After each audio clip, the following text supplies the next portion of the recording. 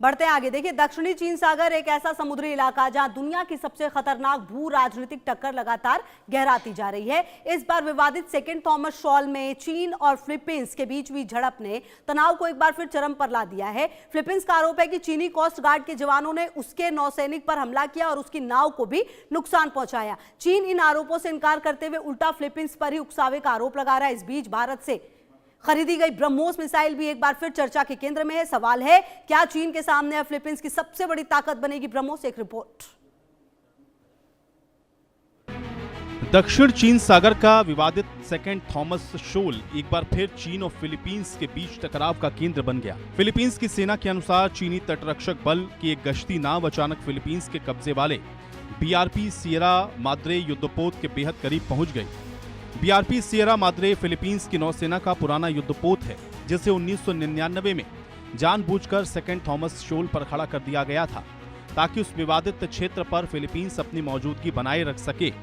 तब से यही जहाज वहां फिलीपींस की सैन्य चौकी के रूप में इस्तेमाल हो रहा है। चीनी कर्मी वहां का फोटो और वीडियो रिकॉर्डिंग करने लगे। जब फिलीपींस नौसेना को 2 रबर बोट उन्हें पीछे हटाने पहुंची तो दोनों पक्षों के बीच धक्का मुक्की और टकराव शुरू हो गया। फिलीपींस का आरोप है कि चीनी सुरक्षा कर्मियों ने उनके एक नौसैनिक के सिर पर लकड़ी के डंडे से कई वार किए, जिसमें वो घायल हो गया। इस दौरान फिलीपींस की एक रबर बोट भी क्षतिग्रस्त हो गई। फिलीपींस के सशस्त्र बलों ने इस घटना का 25 सेकंड का वीडियो भी जारी किया, जिसमें कथित तौर पर एक चीनी जवान फिलीपीनी सैनिक पर डंडे से हमला करता हुआ दिखाई देता है।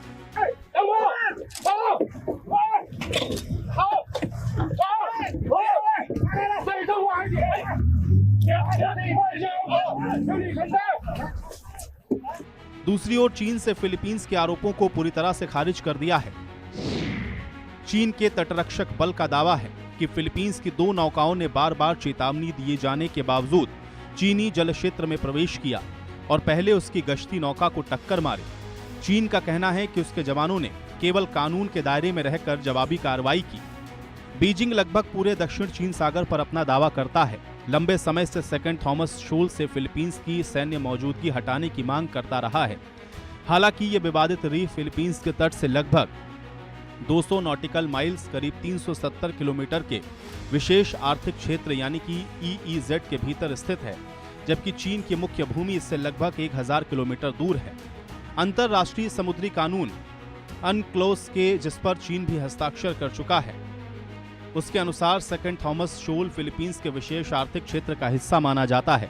वर्ष 2016 में हेग स्थित स्थायी मध्यस्थता न्यायालय PCA ने अपने ऐतिहासिक फैसले में चीन के नो डैश लाइन दावे को कानूनी आधारहीन बताया था। फिलीपींस के समुद्री अधिकारों को सही ठहराया था। हालांकि चीन ने उस मध्यस्थता प्रक्रिया में हिस्सा ही नहीं लिया और आज तक उस फैसले को मानने से इनकार करता रहा। इसी वजह से दक्षिण चीन सागर का ये विवाद लगातार गहराता जा रहा है।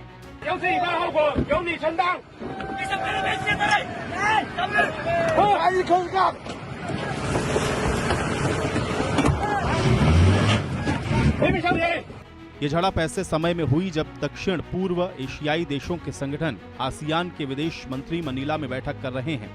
इस बैठक में चीन के विदेश मंत्री वांग यी भी शामिल हैं, जहां दक्षिण चीन सागर में बढ़ते तनाव और समुद्री सुरक्षा सबसे बड़े मुद्दों में शामिल हैं।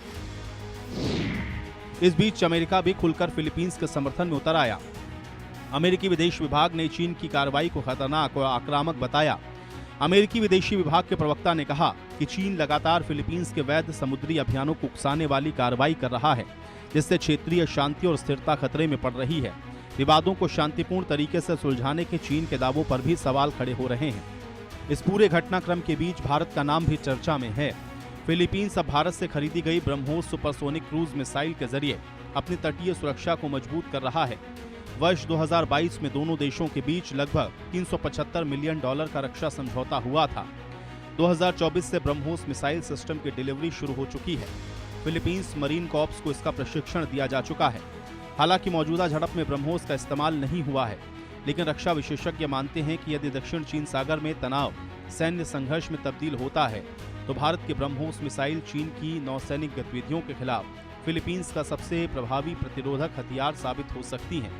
इसलिए घटना के बाद एक बार फिर सवाल उठ रहा है, क्या दक्षिण चीन सागर में ड्रैगन की आक्रामकता का जवाब भविष्य में ब्रह्मोस बनेगा?